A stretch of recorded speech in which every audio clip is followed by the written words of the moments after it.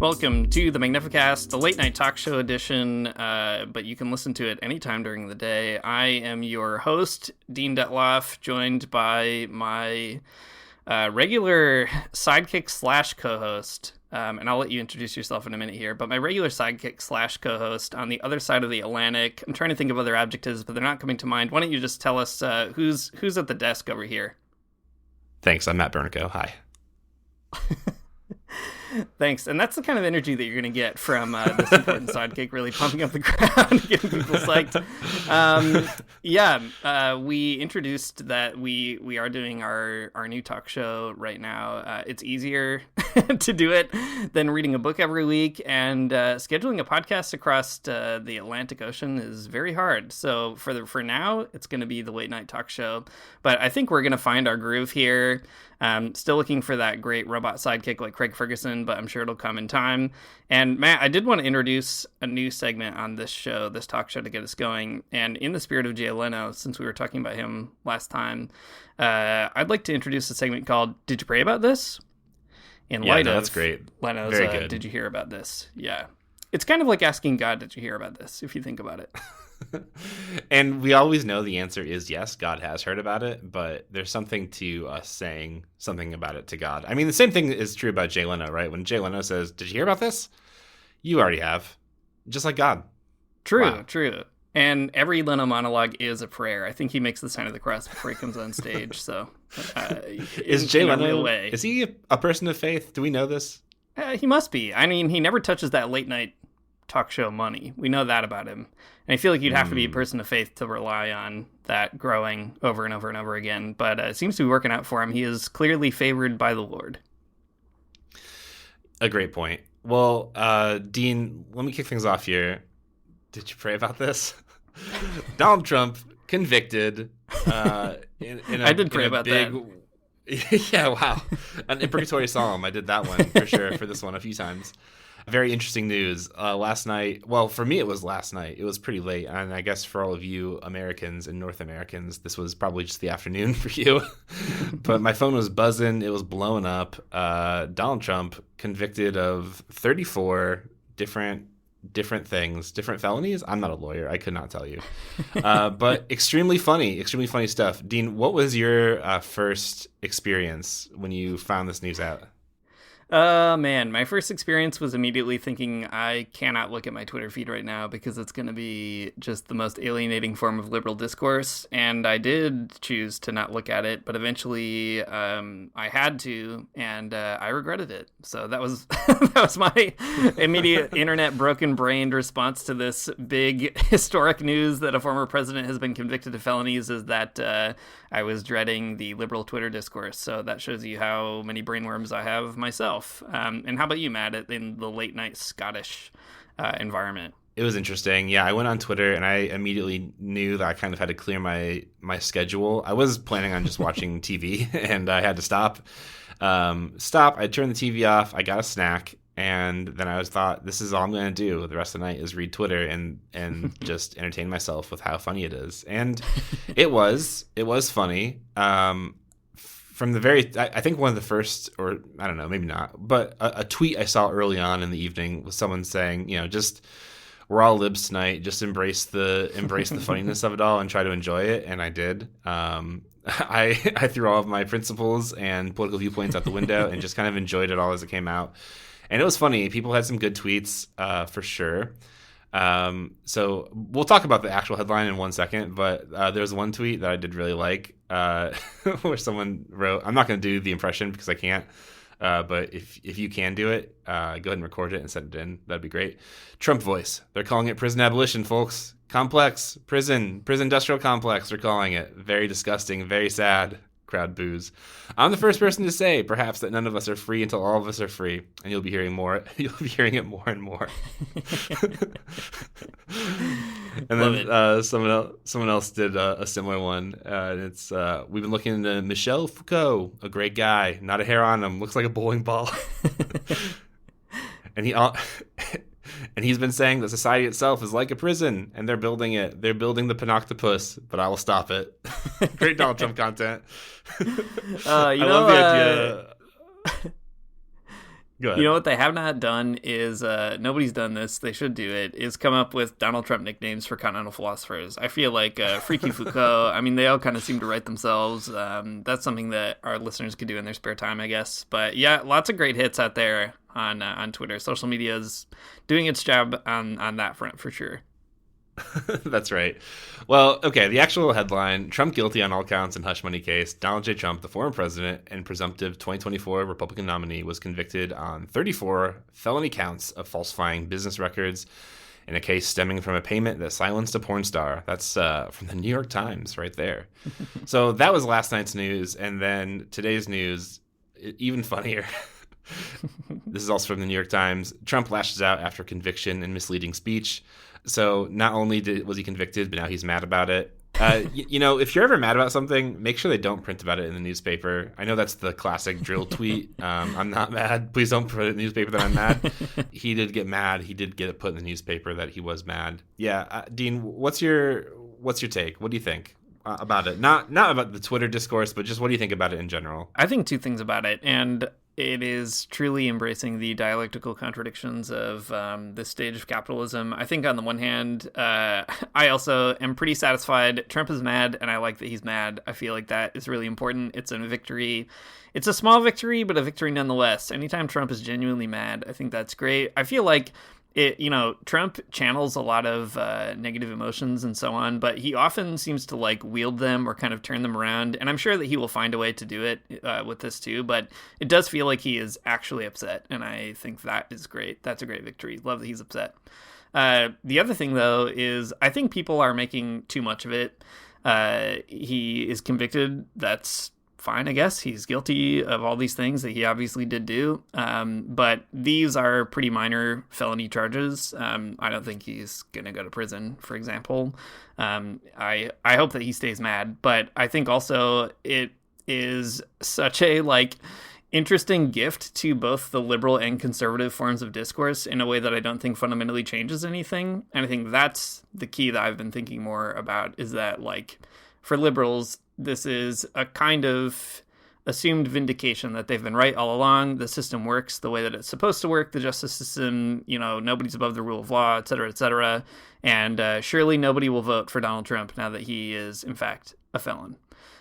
Felon also being apparently the worst thing that you could possibly be in the United States, according to liberals, which I think is also very bad. And on the other side, the Republicans I watched a Fox News take on it right away. They are working overtime to spin it as what you'd expect. This is exactly the proof of everything Donald Trump has always said, that the system is rigged against him, that he's the martyr figure who's, going to save us all from the big swamp. And the swamp is so deep that even the judges are involved and juries and so on. So, I think it's kind of an intensification of what has already been going on. And maybe I'm just too cynical or pessimistic or kind of poisoned by the disappointment of of the world right now, but I can't see this fundamentally changing the game, and I actually feel like it could in fact make things worse. The intensification also means the intensification of all the other affects that are floating around in really bad ways on both liberal and conservative sides, like the intensification of liberal victory laps. I mean, there was tweet after tweet of whatever Brooklyn dad out there talking about how Hillary Clinton never got convicted of a crime. And it's well, she lost and also probably should have been. It's all these kinds of things. On the other side, I'm sure that Donald Trump's supporters will become even more diehard and entrenched than they were before. So I don't know. That's my pessimistic read on it. There's some interesting theological stuff maybe to say about it in a minute too, but I'll stop there. What do you think, Matt? What's your hot analysis of this on our late night talk show? Yeah, I think what you said about how it gives a gift to both Republicans and Democrats is actually a pretty good take. I'll accept that take. I'll take your take, and I'll take it a step further maybe. I think that it does definitely convince liberals that maybe the system works, that things are okay, et cetera, et cetera. We can talk more about that in a minute. I think that any liberal takes that are fundamentally let's see how Donald Trump wriggles his way out of this one is always going to fail. For I think actually a pretty interesting like psychoanalytic reason maybe that I'll get to in just one second.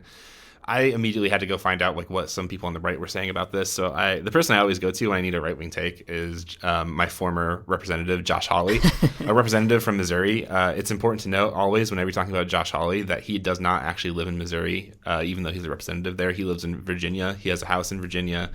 He doesn't even live here, is what everyone in St. Louis will tell you about Josh Hawley. Anyways, Josh Hawley immediately went to Twitter with these takes. Not since the Alien and Sedition Acts of the 1790s has a president tried to criminalize his political opposition. Congrats, Joe Biden. You're the worst president ever. I love this so much. I mean, I love this because, like, first of all, it's like the stupidest take you can possibly imagine. Like, that you think that Joe Biden orchestrated this whole weird thing is very funny. Joe Biden's a complete doofus. Like, he can barely, like, get out of bed in the morning, I'm sure. And I don't think that he's, like, pulling the strings as a mastermind behind this, like, whole Trump thing. But it's very funny that the right wing would think so, but it does benefit them to think that, right? To paint that type of picture that there's like a mastermind behind it. That is definitely part of the theological take that we'll talk about here in a minute. And then Josh Hawley also fired off several other tweets right after where he says, if you thought it couldn't happen in America, you're wrong. And then finally, this is the best tweet. This one came this morning though, and Josh Hawley said, they will regret this. So just like extremely seething, mad, but Ominous. also like, yeah, exactly. Using this moment to paint this bigger picture that the trial itself was politically motivated, which, I mean, I'm sure it is. Like, even no matter like what jurors you pull out, like everyone knows who Donald Trump is. There's no real way that you're going to find people who don't know who he is. I would say that, sorry, before I get to my main point, which I keep saying, I'll talk about it in a minute. I think it is actually kind of amazing that the jurors did convict him, like, unanimously. I think that is pretty great, and I am kind of worried about them because that definitely does open themselves up to all kinds of political violence, because I'm sure, I don't know, it will be revealed who they are and all kinds of stuff, and it'll be probably yucky, but I don't know. Something to think about down the road. Anyways, the point that I keep wanting to get to, but I can't because I keep talking over myself in a classic Magnificast fashion, is the ways that the ways that denial and repression work in terms of like psychoanalysis. This is a big talking point in Tad DeLay's new book, though he's talking about it in terms of climate change, but I think it works here too, right? When the truth is revealed about a particular topic that you don't like, you just kind of like spin off and deny it in another way. And like, there's really no amount of truth that will, there's no amount of knowledge that will like really expose it for what it is and reveal the farce or something. You'll just always kind of be spitting out in different directions in terms of like how to deflect and deny. And I think that's probably what you're going to see a lot of people on the right do. But I think the particularly powerful thing about that architecture of knowledge and that use of media is that it will make a lot of people on the right wing a lot of money, and it will also make people on the right wing more powerful to come up and like give particular words and structure and scaffolding to those beliefs after the fact. So I mean, any way you look at it, this is like fertilizer that will take the next dumb step in United States politics a little bit further, and you do hate to see it. That is exactly right. I said there's some theological components to this too, and maybe that's a good segue to talk about the metamorphosis or development of the kind of Christian language that is being invoked by both Trump and people around Trump. Donald Trump, an incredibly wild character. He, has made a brand of kind of painting himself as the victim of unseen forces. And you can see all kinds of like John McNaughton paintings of Trump basically being Jesus Christ, a person beset by the forces of the world, holding strong out there. In his big speech that the New York Times reported on, he called the judge in the trial the devil. So some great political theology going on here, setting up the enemy such that you can, really build your political case. There's also been a lot of stuff from the Christian right. And on the one hand, like, they're all pretty predictable examples of exactly what you were just saying, like the kind of rationalization of repression or the pivot to all kinds of ways of just denying that this is a problem. But I think that the predictability of it doesn't necessarily make it uninformative. So, for example, like, obviously I looked up what Sean Foyt says, and he had an interesting day of tweeting. He was tweeting a lot about the importance of prayer and so on, but he did have some kind of interesting, ominous tweets himself. One was, "There's no going back from this." Whoa. Said with no quote tweet or anything, so who knows what that could mean. And after that, he followed up saying, "Trump just easily won the 2024 national election. Congratulations, Mr. President." And after that, he tweeted an hour later that revival is the only hope for the future of America. So just tweeting through it for sure. But I think that kind of take that this event, the convictions show the truth of Donald Trump and so on, is actually a really kind of revealing moment for Christian logic on the right in general. And I think it works itself out also in all these like micro ways in evangelicals' personal lives, at least it did in my own. But it's making me think a lot, for example, about the sort of persecution complex that you get among evangelicals, where if people don't like you, or you're in trouble, or you're becoming a martyr figure, at least a self-perceived one, you must be doing something right? It's the kind of twist of the Jesus lines around blessed are those who are persecuted, or the world is going to hate you, all these kinds of things. All that gets translated into these political terms. The irony, of course, being that when Jesus is saying it, he's saying a world of exploitation and oppression will hate you. But the right is like trading on those themes as well. Trying to paint Trump as somebody who is being oppressed by the system. There's a really interesting appropriation of even left-wing rhetoric. Like, I watched a Fox News commentary that was saying, it was criticizing the Democratic ruling class and all really kind of funny bits of rhetoric. But there's an appropriation of those discourses around suffering and oppression projected then onto, the worst president or whatever, all this kind of stuff. And I think that is like an important revealing moment for kind of the psychopolitics of evangelicalism, that the worst thing that could happen to Trump is actually the proof that he is on the right path. So rather than the liberal myth that this is like a come to Jesus moment for Republicans or whatever, it's quite the opposite, that it is like the doubling down. It provides the verification that Trump is on the right path. And I think that is such a troubling mechanism in evangelicalism, but it ensures its reproduction in a lot of its adherents. And I think liberals are mistaken if they can't really get around the fact that that's how it's going to go this fall. Lots of people will vote for Donald Trump precisely because he was convicted, not in spite exactly. of it. I mean, there's also like a particular Christian logic to it, in the sense that like God does big things with stupid people or dumb people, right? Like, right. This is like the story of Saul or David or whoever, right? God will take a person and bring them low, and then use that like that lowness as proof that God's doing something in the world, right? And that's like Christian observation. And weaponized in this way, it's bad. It's bad because he's not brought low in any sense, right? He's also not like a bad person doing God's work. He's just a bad person. That's all there is to it. Yeah, I think I might have mentioned this in the show before, but briefly in my teens, I went to a charismatic youth group, a Pentecostal youth group, and I know there are good Pentecostals out there, but I did not meet them. This was a bad one. And in it, there were lots of ways in which they theologically interpreted the political environment. I mean, this was also the peak, like, George W. Bush years, and the war on terror was going on and all that. And when I was exiting evangelicalism, I remember being struck by, during the Obama Obama-McCain race, the pastor of that youth group had said he was going to vote for McCain because Sarah Palin was like the Deborah of our times, the biblical Deborah from the Book of Judges.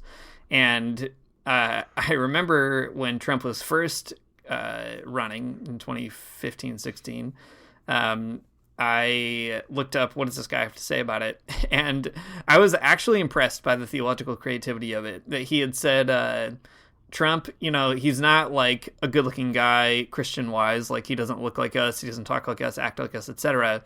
But he doesn't need to be King David to get our agenda done. He just needs to be a Cyrus, the Persian ruler who presided over the captivity of the Israelites and allowed them to rebuild their community and practice their religion and kind of made space for them. And I thought that was such a fascinating metaphor that, like, I mean, a lot of evangelicals have gone, pedal to the metal and just been like, yeah, he's a great Christian and so on. But there was such an interesting moment of this person being like, he doesn't even need to be a Christian. He just has to basically, like, let us do whatever we want and that will be fine. And I think that is probably still an operating logic for a lot of Christians, that it doesn't matter if he's convicted or he is a sex offender or whatever.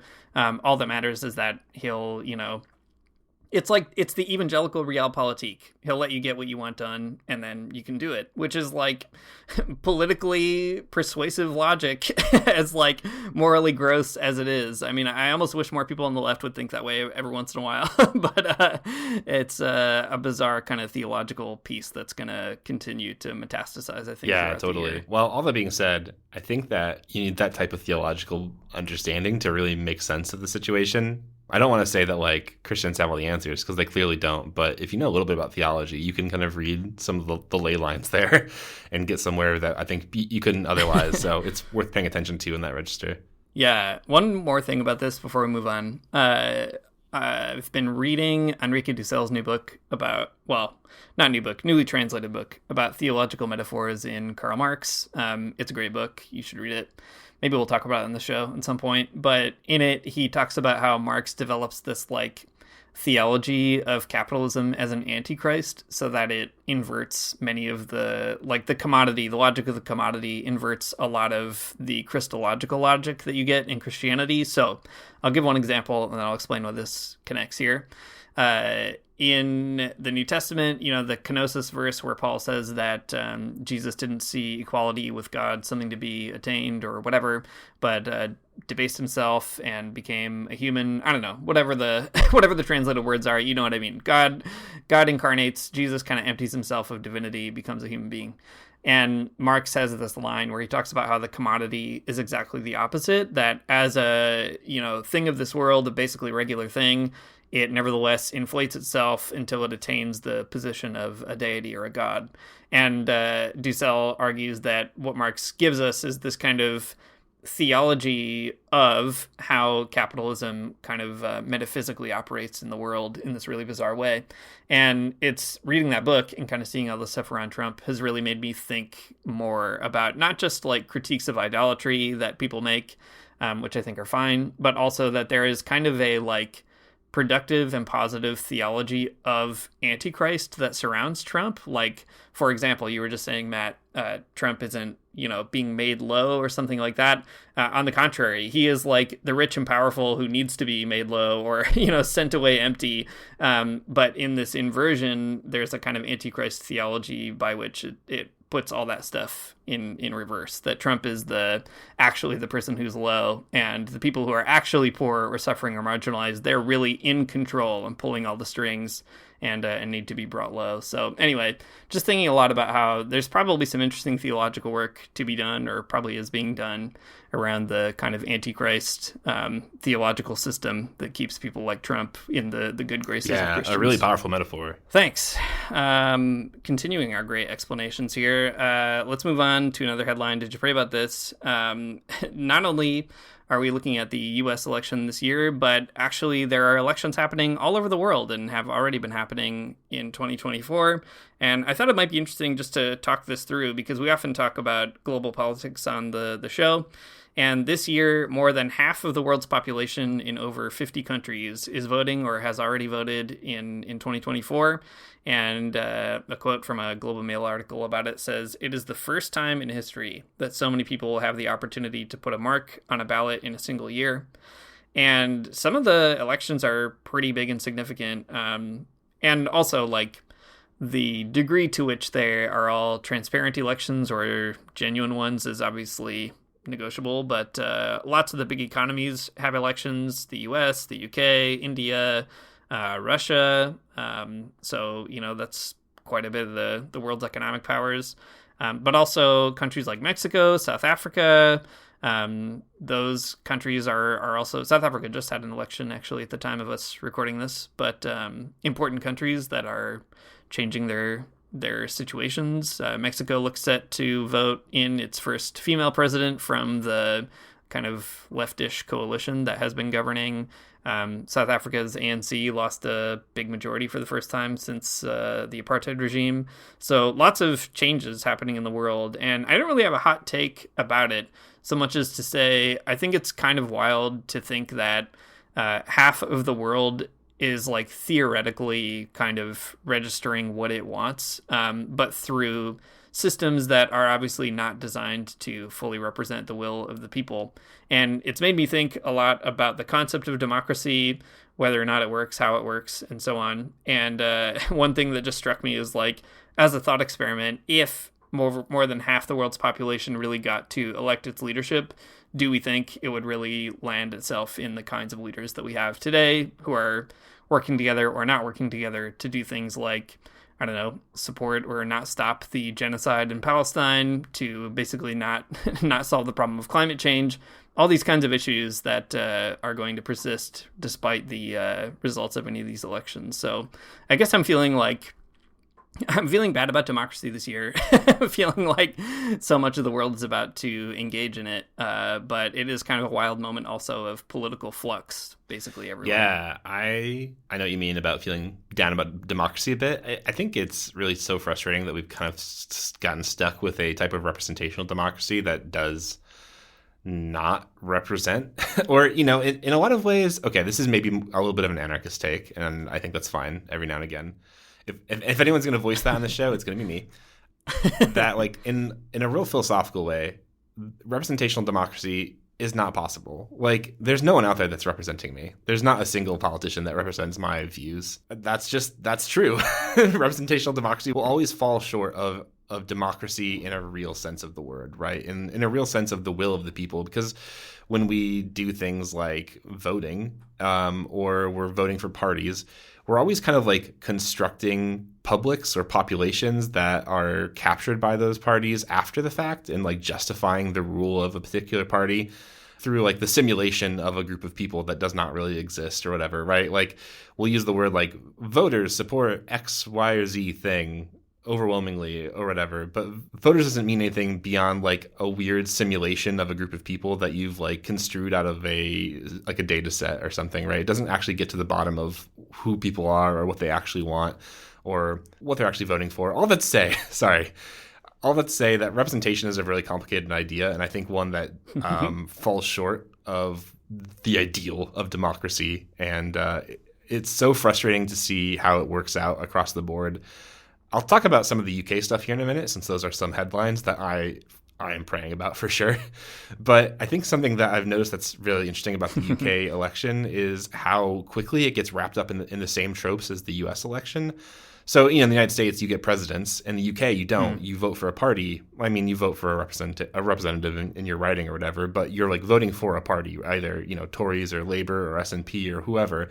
But it's interesting to see how people in the UK so quickly get wrapped up in like thinking it's a presidential election, or they create these weird roadblocks that keep them or prohibit them from voting for a third party, when in fact a third party can win in the UK in ways that they can't in the United States. So anyways, really interesting, a really interesting way that I think the whole idea of representative democracy is a problem in and of itself. There are ways that people themselves problematize representative democracy by like creating weird mental blocks about what they can and can't do, or what's strategically relevant, and so on. Just it ends up being such a weird game than real exercise in democracy. Yeah, I mean, it reminds me of the many ways that democracy can, in fact, be thought through, and the kind of criticisms that are made of certain Marxist traditions of democracy, some of which I think are fair, by the way. Not all Marxist expressions of democracy feel very democratic to me either. But I think a lot about, like, in Cuba, for example, liberals like to criticize Cuba for not having what they call fair or free elections, because you cannot run for an elected office unless you are basically, on board with the Communist Party in broad strokes in general. And I think that is really fascinating as a criticism, because in Cuba, the Cubans I have talked to say that they feel their democracy is very deliberative, because they don't really have to worry about, like, which party is fighting which other party. It's not really like a competition for brand loyalty or, the like cynical machinations of two seemingly very different parties that ultimately agree about like pretty deep structural issues, for example. But on the contrary, because there's not like a party competition, it means that the competition between potential representatives is really one that comes down to, does this person seem like they have a good character? Do I know them in my community? Do they contribute to what's going on in my neighborhood? Do I feel like they could represent me well? What's their record in other kinds of activism? For example, like there are lots of social movements in Cuba, contrary to some people's beliefs. In the current president of Cuba was an LGBT activist for a while, for example, before becoming president. So just to say, like, there's lots of ways to construe democracy, and one of the ironies of having a one-party state is that despite, or contrary to the notion that it severely limits democracy, a lot of Cubans feel like it enables their democracy, or at the very least is not sort of worse than a multi-party system, which doesn't seem very effective either. So anyway, lots of ways to do democracy, but the ones that we're talking about mostly in 2024 don't seem to be doing it very well. That's my hot take. Yeah, I think that's fair. A good one. Sorry, my long ramble about representative democracy makes me feel like I came on too hard, actually, but I think the point that you came at the end is great. No. There are different ways of doing democracy, and whatever, representation is not always a problem, but sometimes it is. No, I mean, in a capitalist system, it is definitely bad. Great. I'm glad we can agree on these important points of unity between us. Yeah, well, on that note, there's been a lot of interesting twists and turns already with this big UK election that's happening. I feel a little bit reticent to talk about the UK election because I can't actually vote in it, and I'm just kind of like a weird bystander in the country. But I don't know. I live here. I pay taxes. I guess I can probably say something about it if I really wanted to. Yeah. So in case you've not been paying attention to the UK election, it's fine. It's not even a very big country. Whatever. Pay attention to it. Don't. But I'll tell you about it a bit. So for the last 14 years, the Tories, the Conservatives, they've been in charge of the government, and that has sucked. I got to tell you, everything is bad because of it. And in that 14 years, the Labour Party has been trying to create a voter base big enough to win a majority of the seats in Parliament. And in doing so, the Labour Party has like transformed itself from being like from being already a very conservative kind of Labour Party to being like an even worse and more conservative Labour Party. Some of this has happened under other leaders, and most recently under the leadership of this guy named Keir Starmer, who is a big turd. I don't like him. The Labour Party is definitely set to win the next election. Like, it's pretty clear that there's going to be a landslide Labour victory. And something that I think has been extremely telling is that even some of the Tories have been jumping ship and have been joining the Labour Party and like switching sides. It's so funny to be able to read the writing on the wall and be like, oh, I'll just join this other party, and it's fine because the Labour Party has swung so far to the right. Like there's a pretty perfect alignment of political values. It's not a big deal. There is like this like slightly there is a left wing part of the Labour Party, or maybe there was a left wing part of the Labour Party. It's kind of like vanishing, especially in the last few days, as the Labour Party has like Awesome. been culling the left wing candidates. So, I mentioned a minute ago that like in the UK you don't really vote for a person, you vote for a party, and that is true. And the party itself is the organization that says who can run in what riding under which party. As an American, that is a thing that is confusing to me, but I'll just have to accept it. That's what happens here. It's what happens in a parliamentary system, and that's just the way it is.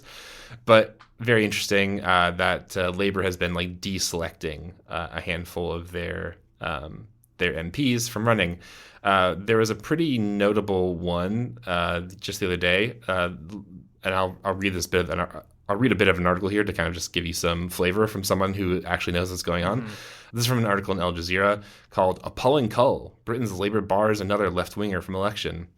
And the article says, Britain's Labour Party has barred prominent left-winger Faza Shaheen, whose name I'm probably saying wrong, as a candidate in their upcoming election after she allegedly liked social media posts that raised questions about her suitability to run, most notably one allegedly downplaying anti-Semitism. Okay, this is made up. She didn't say anything that was anti-Semitic. I'll read the tweet that she's getting in trouble for. The offending post published on X. If you call Twitter X, you're a big idiot. You can't take you seriously. It's not good. It's Twitter. This is something that she wrote on Twitter. Faiza Shaheen said, every time you say something even mildly critical of Israel, you're immediately assailed by scores of hysterical people who explain to you why you're completely wrong and how you're biased against Israel. That's the thing that she said that has gotten her deselected by the Labour Party. Which is frustrating because it's nothing. It's nothing. She is like, and I can't speak for her politics in particular. I know that she is more of like a liberal and progressive person. So I don't know, probably would have been better than whoever else will run. But that is so sad. There's been a handful of other things that have happened with regard to Labour kind of cutting out the left. There's been a lot of like back and forth about an MP called Diane Abbott, who she was the Labour whip, so kind of like part of party leadership, who would get people in line. She got like suspended because of something she said like 8 years ago that all of a sudden seemed important now to to deal with. And it seemed like she was not going to be able to run again as an MP. But after a lot of pressure from people on the left in the UK, Keir Starmer just today said she can run if she wants to as a Labour candidate. So nice of him. People who listen to this podcast probably already know about Jeremy Corbyn and like what's happened to him. But he's running as an independent in his riding as well because the Labour Party has they ousted him a long time ago and will not let him run as a Labour candidate anymore because he was very popular, obviously very clearly left-wing. It does not matter whether or not Jeremy Corbyn runs as a Labour MP or as an independent. He will probably win regardless. People like him enough. He's been the MP in his riding for years and years, so it's not like he's going anywhere, I don't think. Anyways, I want to set all of that up here for a hot second. Labour is ousting all kinds of like left-wing people, and then they're also parachuting in all kinds of weird right-wing people. And I want to draw out one person who I hate in particular right now. This guy named Luke Akehurst, who is he's I guess a long-term sort of like moderate Labour kind of guy. But by moderate is the word that I think he would use, but he's a right-wing part of the Labour Party. This is from an article in The Guardian that says Luke Akehurst is one of Labour's newest candidates, standing for North Durham amongst the slate of many party officials and aides, parachuted into safe seats with just weeks to go before the election. And the phrase parachuted here means that since the party itself dictates who can run where, sometimes it will give like a very safe seat, like a seat that will definitely go to the Labour candidate no matter who runs, to people who are like strong, people who they want to be in power, right? Like this idiot. So anyways, the article goes on to say Akehurst's history of punchy engagement on social media, which is one word for it, and his Labour-focused blogs may also be a factor for being selected for the seat. Since his announcement as a candidate, he's also defended comments saying that the UN was anti-Semitic, and he's also described Jews as, quote, politically black, which is, yikes is right. The day that he was selected for North Durham, people were posting this like screenshots of his tweets from, every stupid thing he said in like the last 10 years. And there were some big takes. There was this picture on Twitter that where he was wearing this T-shirt that said Zionist shitlord on it. Yeah, no joke. There's one even the other day that made me really mad, where he was talking. He's basically on Twitter fantasizing about using this nuclear submarine that is in Scotland that is parked in the river outside my house, called Trident. He wants to use it to blow something up. Mm-hmm. So just like completely stupid stuff. But I just want to highlight this quick stuff to to problematize the whole idea of representative democracy. I think once again that when you have this form of parliamentary democracy is tough because you have parties who have a lot of control about who runs where, and they can oust left-wing people all they want, and they can drop in right-wing people all they want, and it's not very democratic if you think about it. So pretty tough. There's so much else to say about the election. I'm kind of worried about it as a person who's just moved here, that the country was already kind of going in a bad direction, and maybe it'll become worse in a bit. Scotland is an interesting case because for a long time, the majority party in Scotland has been the Scottish National Party, who are sort of like center-left types of people. They've undergone a kind of a right-wing shift in the last few months, and it seems like they're probably going to lose a majority of their seats in Westminster to Labour. So it'll be interesting to see what that looks like. There's not been a Labour Scotland for kind of a while, and the last time it did happen, it wasn't great. So it'll be a whole wacky situation, I'm sure, that I get to just kind of sit back and watch and suffer the consequences of.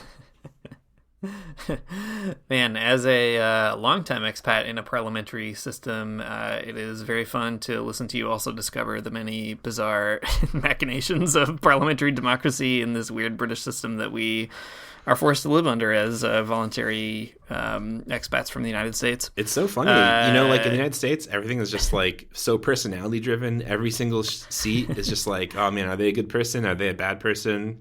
Do I like them? Do I not? And here it does not matter. It's just like whoever the party says you can vote for. It's bad. It's a bad system. I gotta tell you, I don't like it. It is incredibly weird. Everything about it is weird.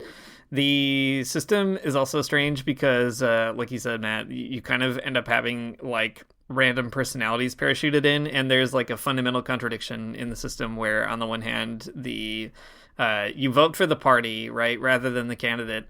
But the candidates do have a pretty big range of opinion. For example, on issues of Gaza, the Liberal federal government here in Canada has been really dragging its feet at best. That is putting it with a lot of charity on the issue. But there are some Liberals who are like pretty outspokenly against the genocide in Gaza, which I was shocked by, and others who are pretty staunch Zionists, and they're all in the same political party. So like, you might be voting for the Liberal Party, but who the Liberal Party chooses to put in your riding will have a pretty big influence actually in the end. So right. Yeah, it's bad all around. I got to agree. It's not good. Okay, let's move on. Let's talk about something that's good. Will you tell me a good thing, a good headline? I'm going to tell you something that is not exactly good. It's not good. Okay. But there's maybe a measure of like incredibly precarious and very minuscule hope to it. How's that sound? Yeah. Can I give you that? Would that be fine? Yeah, I think so. Okay. It's as good as it gets, I think.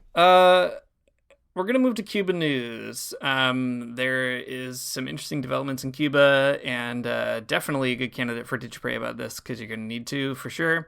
So Cuba, as we've talked about on the show in the past, has been, since Donald Trump left office, on what's called the State Sponsors of Terrorism list. And that designation is very bad for Cuba. In addition to the blockade that's already present and so on, it creates all kinds of other barriers for Cuba to trade and buy stuff, and even buy at competitive prices on the world market and receive remittances and donations. And it's a huge problem. It has plunged Cuba into the worst economic crisis that it has ever experienced since the revolution. And it's bad. It's incredibly bleak, and it is eroding the socialist character of the revolution, which is what it's designed to do, I guess. But the Biden campaign, or Joe Biden himself, I guess, during the campaign against Trump last time round, said that he would remove Cuba from that list and wanted to return to the path of normalization that was started under Obama. And as we talked about on the show a little while ago, Blinken and others in the Biden administration don't seem to feel that this is a very urgent issue. And so it isn't one. For example, a little while ago, there was a congressional meeting about this designation, and there are some pretty good Democrats who want to see Cuba off the list, to their credit. And the Biden administration reported that they hadn't even started trying to get Cuba off the list, which is a problem because it will take at least 6 months from the start time of that review of Cuba's status to get it off because of a weird statute attached to it. All kinds of bizarre legal things that, I don't know, are designed to prevent this from happening. Anyway, there have been some interesting developments around it. Just recently, Secretary Blinken, whatever he is, Anthony Blinken, one of the worst in the biz, if you ask me. He assured the GOP Florida Congress School, Salazar is her last name. I can't remember her first name. I'm not going to bother trying. But she was questioning him in the hot seat about all kinds of stuff, mostly Latin American policy. And she asked him about Cuba's status on the SSOT list.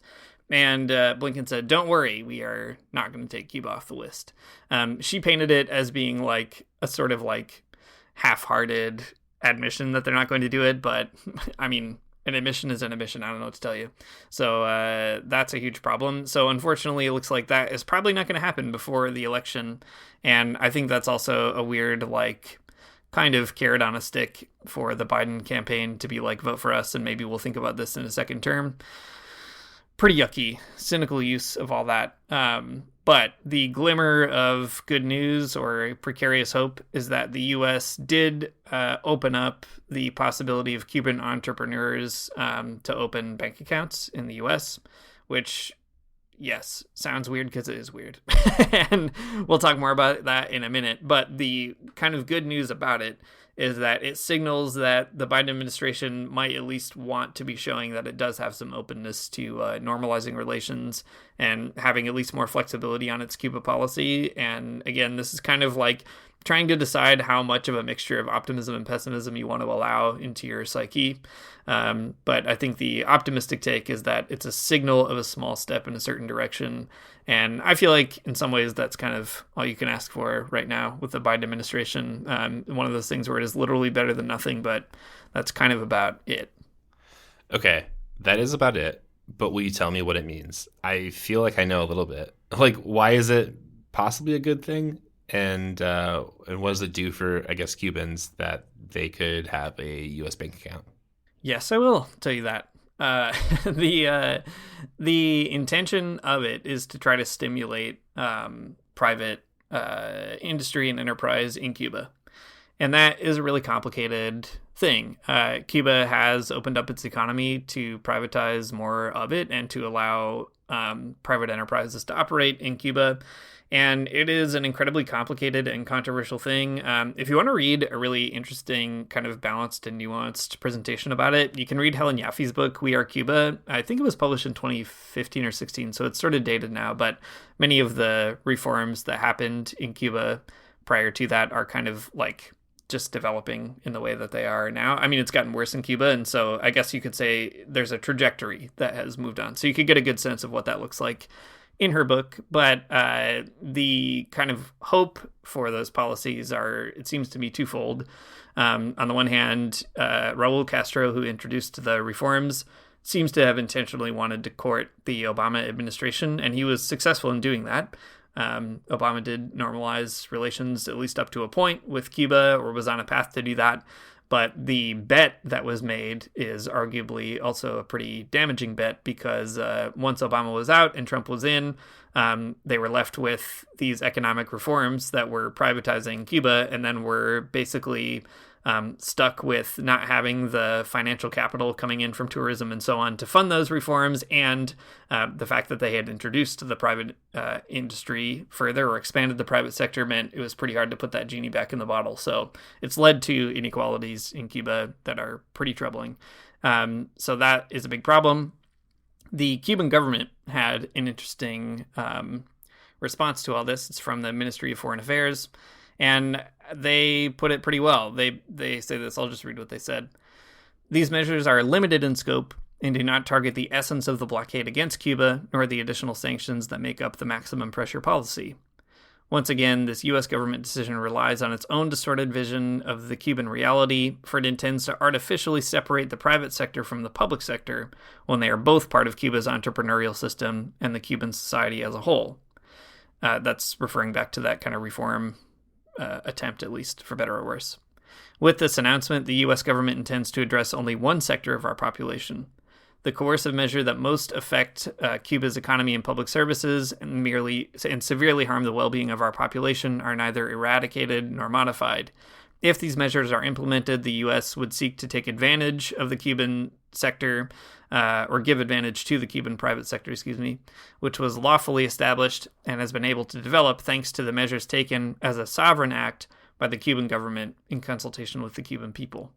They say a lot more stuff in there as well, but you can see the logic here, right? Cuba chose on its own to expand the private sector, and they have done that in a pretty delicate way or intentional way, trying to not let the private sector get too big or kind of out of control of the state, and kind of making the bet that there could be a sort of, publicly overseen private economy in Cuba, which again is like a pretty big risk, a huge gamble. And what they're criticizing here is that the U.S. is trying to exploit that risk by basically giving the private sector more access to kind of slowly, uncouple itself from from public oversight and so on. So it is an interesting analysis of the whole thing. The U.S. is trying to stimulate private business in Cuba, which is legal, but the Cuban government sees that as also a kind of subtle, soft pressure on its own sovereignty. So all very complicated. That's why I said, the hope is that maybe there's a small signal that the Biden administration wants to move more warmly toward Cuba, but it also creates other contradictions. So a big, complicated situation. Yeah. Interesting. Well, that's a helpful explainer. I was trying to make sense of it the other day, and I couldn't quite get there. So good. Yeah. Cuba's wild. It is like a remarkably fascinating and challenging place to figure out for sure. But especially with these reforms, I think it'll be interesting seeing how, if anything, Cuba comes up during even the presidential debates, because it could be a talking point going into the fall.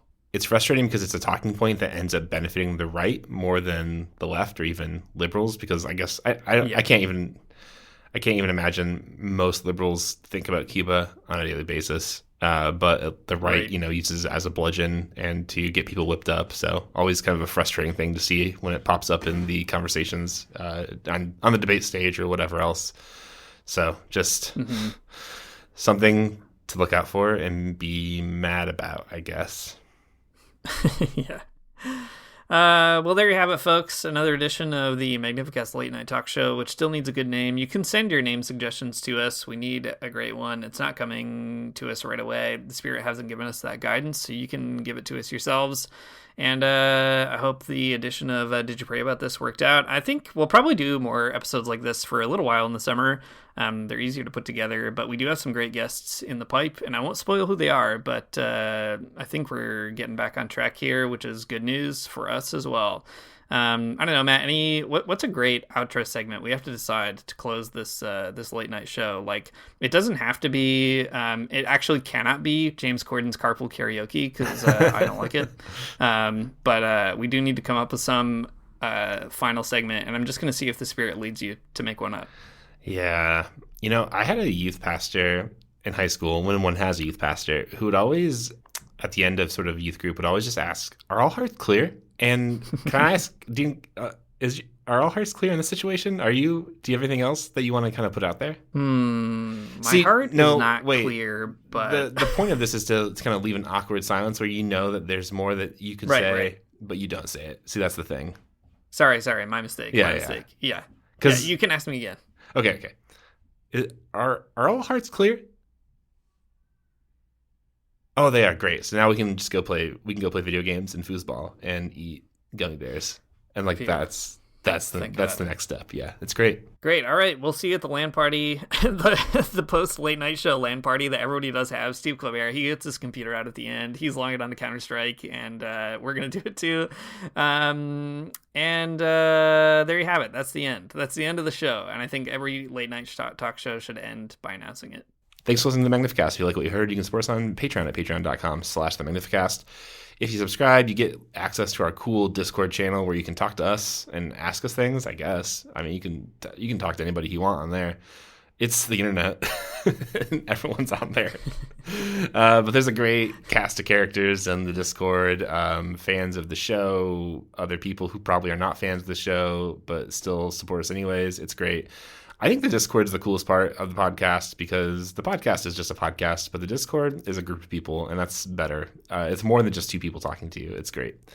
Our intro. I agree. To be honest, I think the Discord is really the reason I want this podcast to keep going. I feel like it's a good community and an important fruit of this whole effort. It's true, because it feels like if we were just to drop the paywall, then it lets in strange people. And we only want the good people to be in there, so only if you're good. Our intro music is by Mario Armstrong. Our outro music is by Biological Spoon. We'll see you next week. I don't wanna get up for church in the morning, souls alive. Heaven come to earth and there won't be no church. We'll meet down by the riverside. There we'll swim with all creation. Never get tired, never bored. Don't worry, someday there'll be no dam between us and our Lord.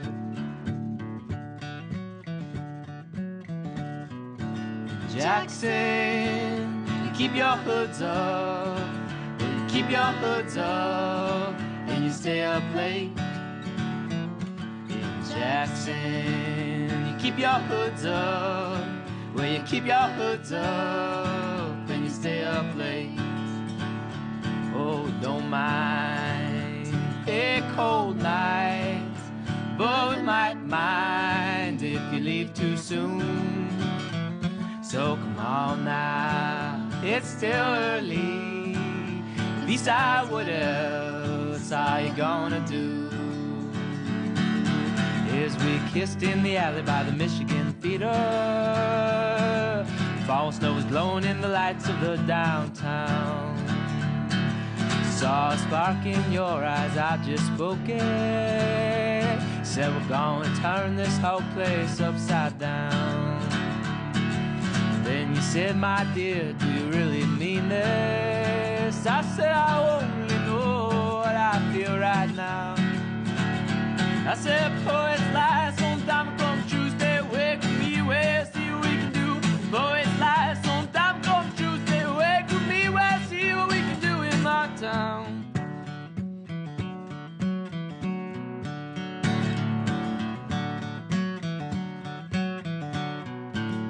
I don't wanna get up for church in the morning, souls alive. Heaven come to earth and there won't be no church. We'll meet down by the riverside. There we'll swim with all creation. Never get tired, never bored. Don't worry, someday there'll be no dam between us and our Lord.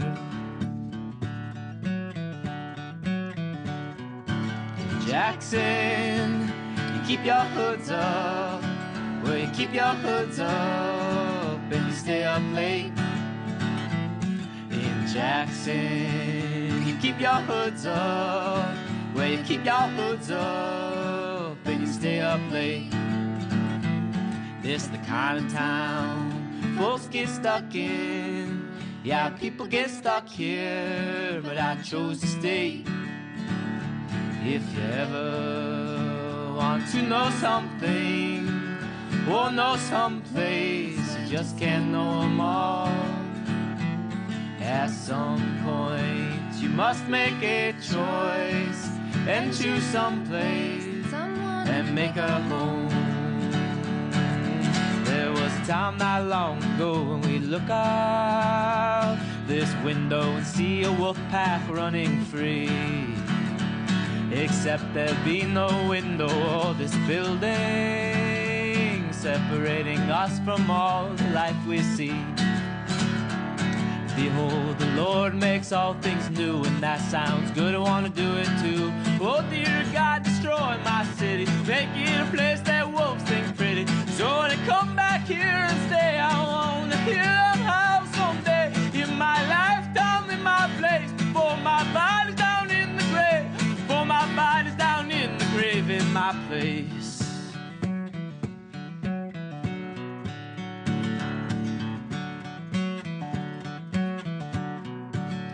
I don't wanna get up for church in the morning, souls alive.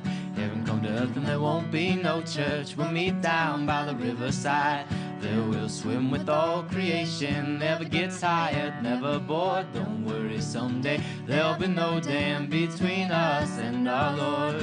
I don't wanna get up for church in